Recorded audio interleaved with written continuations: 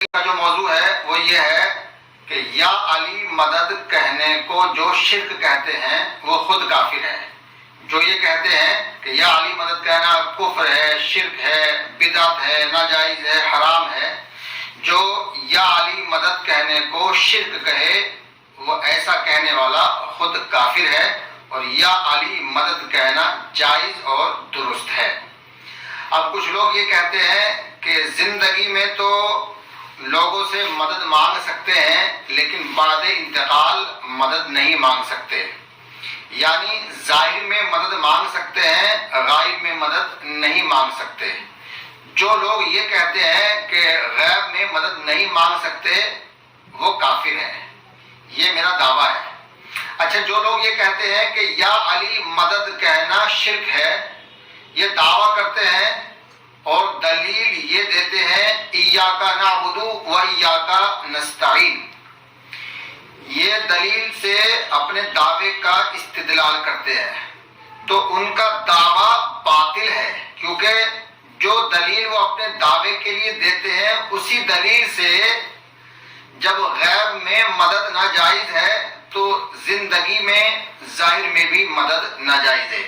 ایاک نعبد و ایاک نستعین، تو وہاں سے یہ نتیجہ نکالتے ہیں کہ اے اللہ ہم تیری ہی عبادت کرتے ہیں، تجھ ہی سے مدد مانگتے ہیں۔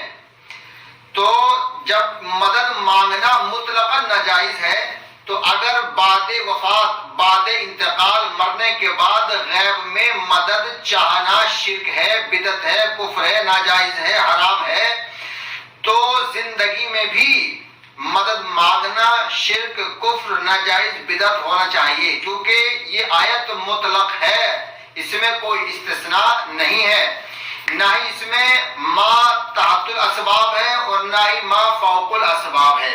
تو آپ کا جو بھی جواب ہوگا اسی میں ہمارا جواب ہے۔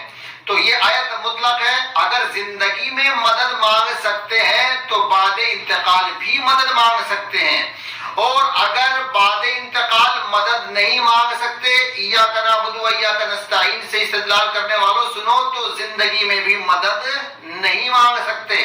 اے اللہ ہم تیری ہی عبادت کرتے ہیں، تجھ ہی سے مدد مانگتے ہیں، تو جب زندگی میں مدد چاہتے ہو تو بعد انتقال اولیاء اللہ سے غیب میں بھی مدد مانگنا جائز ہے۔ نمبر 1۔ اچھا، یہ آیت کہہ رہی ہے ایاک نعبد و ایاک نستعین کہ اے اللہ ہم تیری ہی عبادت کرتے ہیں، تجھ ہی سے مدد چاہتے ہیں، تو یہاں سے مدد مانگنا اگر ناجائز ہے تو پھر جو اللہ تبارک و تعالیٰ یہ کہہ رہا ہے کہ میری ہی عبادت کرو اور مجھ ہی سے مدد مانگو، وہی اللہ تبارک و تعالیٰ خود مومنوں سے مدد مانگ رہا ہے۔ دیکھیے، یہ ہے 26واں پارہ سورت محمد، سورت نمبر ہے 47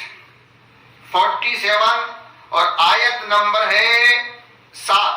اللہ نے فرمایا یا ایھا الذین آمنوا ان تنصروا اللہ ینصرکم، اے ایمان والو اگر تم مدد کرو گے اللہ کی تو وہ مدد کرے گا تمہاری۔ یہاں اللہ تبارک و تعالیٰ ارشاد فرما رہا ہے اے ایمان والو تم میری مدد کرو تو میں تمہاری مدد کروں گا۔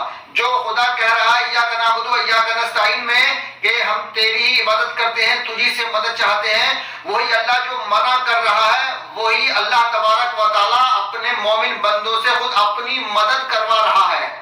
تو وہاں مدد کے لیے منع کر رہا ہے، جو منع کر رہا ہے وہی اپنی مدد کے لیے کہہ رہا ہے۔ تو ان دونوں آیتوں میں تصادم، تضاد، ٹکراؤ پیدا ہو گیا۔ اب جہاں آیتوں میں تصادم، تضاد، ٹکراؤ پیدا ہو جاتا ہے تو وہاں تطبیق ہوتی ہے۔ تو عزیزان ملت اسلامیہ، ہمیں اس میں تطبیق کرنی پڑے گی۔ تو اب تطبیق یہ ہے کہ جہاں اللہ تبارک و تعالیٰ نے یہ کہا ہے کہ میری ہی عبادت کرو، مجھ ہی سے مدد چاہو، تو وہاں حقیقی ذاتی مراد ہے، وہاں ذاتی اور حقیقی مدد مراد ہے، اور جہاں اللہ تبارک و تعالیٰ نے مدد کے لیے کہا ہے وہاں عارضی مراد ہے اور عطائی مراد ہے۔ جہاں اللہ تبارک و تعالیٰ نے مدد کے لیے کہا ہے وہاں عطائی اور عارضی مراد ہے۔ تو جب ہم یا علی مدد کہتے ہیں تو علی کو اللہ نہیں سمجھتے بلکہ اللہ کا ولی سمجھتے ہیں۔ اللہ کا ولی سمجھ کر ہم مدد مانگتے ہیں، اور اللہ کا ولی سمجھ کر مدد مانگنا جائز ہے، کیونکہ اللہ تبارک و تعالیٰ نے قرآن عظیم میں ارشاد فرمایا ہے انما ولیکم اللہ ورسولہ والذین آمنوا کہ تمہارا ولی اللہ ہے، تمہارا ولی رسول ہے اور تمہارے ولی مؤمنین ہیں.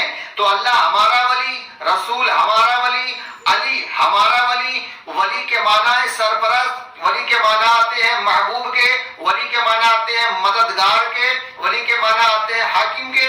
تو ہم اپنا ولی علی کو مانتے ہیں، اس لیے علی سے مدد مانگتے ہیں.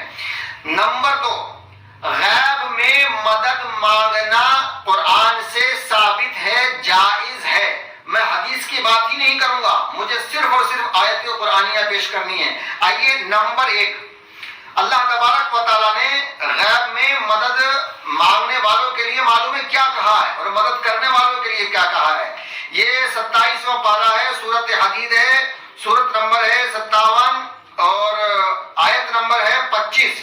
اللہ تبارک و تعالیٰ نے قرآن عظیم میں ارشاد فرمایا ہے وَلِيَعْلَمَ اللَّهُ مَن يَنصُرُهُ وَرُسُلَهُ بِالْغَيْبِ، اور تاکہ معلوم کرے اللہ کون مدد کرتا ہے اس کی اور اس کے رسولوں کی بن دیکھے.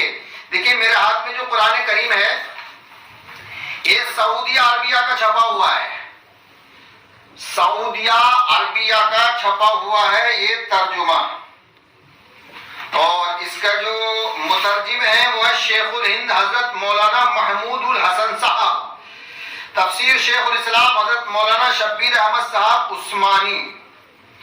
تو یہ ترجمہ پڑھ رہا ہوں میں. تو اس میں اس آیت سے غیب بھی ثابت ہے اور مدد بھی ثابت ہے. لفظ ینصرہ، نصر اس کا مادہ ہے، ینصرہ کون مدد کرتا ہے، اور یہ جو صیغہ ہے یہ واحد کا ہے، مذکر کا ہے اور مضارع کا صیغہ، مدد کرتا ہے اور کرے گا. وَلِيَعْلَمَ اللَّهُ مَن يَنصُرُهُ وَرُسُلَهُ بِالْغَيْبِ، یعنی اللہ تبارک و تعالیٰ اس کو جانتا ہے جو غیب میں رسولوں کی مدد کرتا ہے یا کرے گا. تو اللہ الگ ہے اور جس کو اللہ جانتا ہے وہ الگ ہے. تو معلوم یہ ہوا کہ کوئی نہ کوئی غیب میں مدد کرنے والا ہے. تو یہ قطعی الثبوت بھی ہے اور قطعی الدلالت بھی ہے. کیونکہ قطعی الثبوت اس لیے ہے کہ قرآن کریم ہے، قرآن کریم قطعی الثبوت ہے، اور لفظ اس میں نصر بھی ہے اور لفظ غیب بھی ہے. من ینصرہ ورسولہ بالغیب، تو مدد کا ذکر بھی ہے قرآن کریم میں اور غیب کا ذکر بھی ہے. تو غیب میں مدد مانگنا قرآن سے جائز ہے. اور کوئی ایسی شخصیت ہے جس کو اللہ تبارک و تعالیٰ جانتا ہے کہ غیب میں وہ لوگوں کی مدد کرتا ہے. تو معلوم یہ ہوا کہ جو غیب میں مدد کرتا ہے وہ کوئی نہ کوئی ہستی ہے اور اس ہستی کو اللہ تبارک و تعالیٰ جانتا ہے. تو یہاں سے غیب بھی ثابت ہو گیا، غیب میں مدد بھی ثابت ہو گئی. یہ قرآن کریم ہے، 27واں پارہ ہے، سورہ حدید ہے، آیت نمبر ہے اس کی 25. دوسری بات یہ ہے کہ اللہ تبارک و تعالیٰ نے دوسری جگہ ارشاد فرمایا وَإِذْ أَخَذَ اللَّهُ مِيثَاقَ النَّبِيِّينَ لَمَا آتَيْتُكُم مِّن كِتَابٍ وَحِكْمَةٍ ثُمَّ جَاءَكُمْ رَسُولٌ مُصَدِّقٌ لِّمَا مَعَكُمْ لَتُؤْمِنُنَّ بِهِ وَلَتَنصُرُنَّهُ. اور جب لیا اللہ نے عہد نبیوں سے کہ جو کچھ میں نے تم کو دیا کتاب اور علم، پھر آوے تمہارے پاس کوئی رسول کو سچا بتاوے تمہارے پاس والی کتاب کو، تو اس رسول پر ایمان لاؤ گے اور اس کی مدد کرو گے.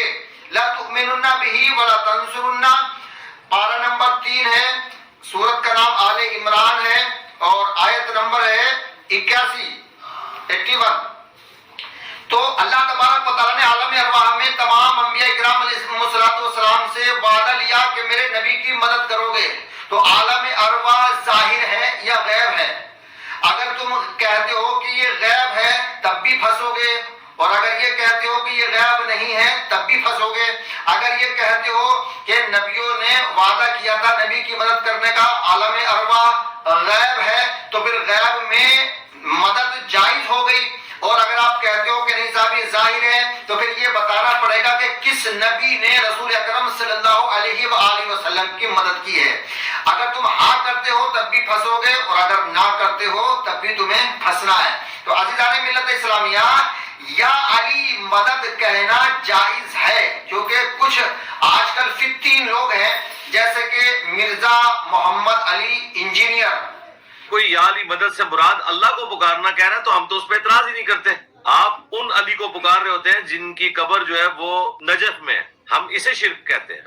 یہ بھی کہتا ہے کہ یا علی مدد کہنا شرک ہے. کیا تم کو یہ آیتیں نظر نہیں آتی ہیں قرآن کریم میں؟ یا تو تم قرآن کریم کا مطالعہ نہیں کرتے، اور اگر قرآن کریم کا مطالعہ کرتے ہو تو پھر تم قرآن کریم سے حق کو چھپاتے ہو. جو کام یہودی کے علماء کرتے تھے، عیسائیوں کے علماء کرتے تھے، وہی کام تم کر رہے ہو. دوسرا ایک مفتی ہے، مفتی طارق مسعود، یہ بھی کہتا ہے. تو اگر آپ یا علی مدد کہیں گے تو لوگوں کا ذہن اسی طرف جائے گا کہ آپ حضرت علی رضی اللہ تعالیٰ عنہ کو مدد کے لیے پکار رہے ہیں. تو اگر آپ کا یہ نظریہ ہے کہ آپ جہاں سے بھی حضرت علی کو پکاریں گے آپ کی مدد کریں گے، تو یہ تو شرک ہے سیدھا سیدھا. اس سے انسان کافر ہو جاتا ہے، مشرک ہو جاتا ہے. کہ یا علی مدد کہنا شرک ہے، تو میں نے ان کا منہ توڑ جواب دیا ہے. قرآن کریم سے تقریباً 11 یا 12 آیتوں سے یا علی مدد کہنا ثابت ہے. اب جب قرآن خود یا علی مدد کہنے کو یعنی غیب میں مدد کرنے کو ثابت کر رہا ہے، تو پھر جو یوں کہے کہ غیب میں مدد مانگنا کفر ہے، شرک ہے، اس نے قرآن کا انکار کیا اور قرآن کا انکار کرنے والا کافر ہے. اب جو یہ کہے کہ یا علی مدد کہنا شرک ہے، وہ کافر ہے، وہ کافر ہے، کافر ہے. یا علی مدد کہنا جائز ہے، درست ہے. استغفر اللہ ربی من کل ذنب و اتوب الیہ. السلام علیکم و رحمۃ اللہ.